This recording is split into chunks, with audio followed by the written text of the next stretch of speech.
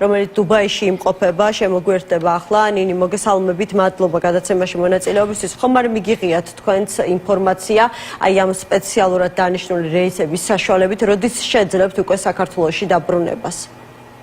დიახ, მივიღეთ ინფორმაცია, მე პირადად დუბაიში ცხოვრობ უკვე 4 წელია, თუმცა ძალიან ბევრი ტურისტი და მათ შორის ქართველებიც არიან დუბაიში ჩარჩენილები და დღეს გავრცელდა ინფორმაცია, რომ ემირატების ავიახაზი ახორციელებს ფრენებს, უკვე აფრინდა ერთ-ერთი თვითმფრინავი, რომელიც უზრუნველყოფს ბრიტანელი და გერმანული ტურისტების დაბრუნებას, მათ განაცხადეს, რომ პარალელურ რეჟიმში იმ ადამიანები, რომლებსაც ჰქონდათ ბილეთები უკვე ნაყიდი, მიიღებენ ინფორმაციას და ჩაინიშნება სპეციალურად ფრენები ხვალიდან მოყოლებული დღეის ჩათვლით და ისინი უზრუნველყოფენ აბსოლუტურად ყველა ჩარჩენილი ტურისტის მათ სამშობლოში დაბრუნებას.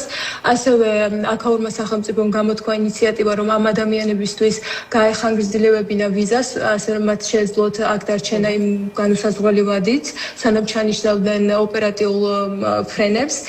ასევე დაუფარეს მათ სასტუმროების ხარჯი და ასევე დაუჯავშნეს ახალი ბილეთები, ისი საფასურით სახელმწიფომ გაიღო.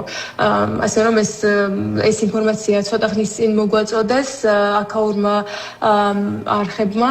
ლავინ დუბაი ესეთი არხი არის, რომელიც ხშირად ავრცელებს დუბაის სამინისტროს წყაროზე დაყრდნობით ინფორმაციას და ასევე ქართველებისთვის, რომლებიც აქ არიან, ეს წყარო ასე ვთქვათ გამოადგებათ, იმიტომ რომ ყოველთვის ოფიციალური ინფორმაცია ვრცელდება და მათაც კარგი წარმოდგენა ექნებათ, როდის შეძლებენ საქართველოში. ნინი, ბოლო რამდენიმე დღის განმავლობაში